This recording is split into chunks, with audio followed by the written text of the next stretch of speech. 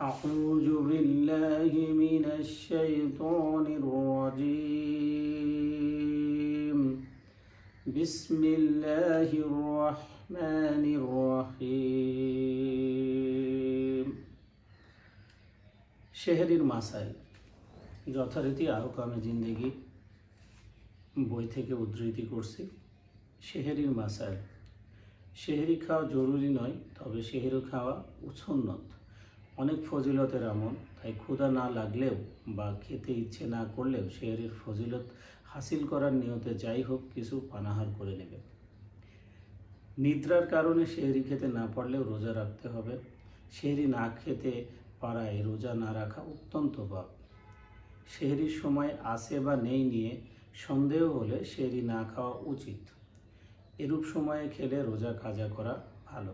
আর যদি পরে নিশ্চিতভাবে জানা যায় যে তখন শেহরির সময় ছিল না, তাহলে কাজা করা ওয়াজিব।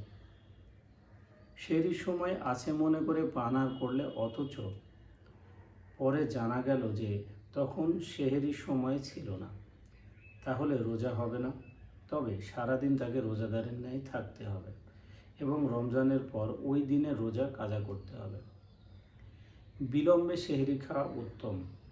আগে খাওয়া হয়ে গেলেও শেষ সময় নাগাদ কিছু চা পানি ইত্যাদি করতে থাকলেও বিলম্বে শেহরি খাওয়ার ফজিলত আদায় হবে।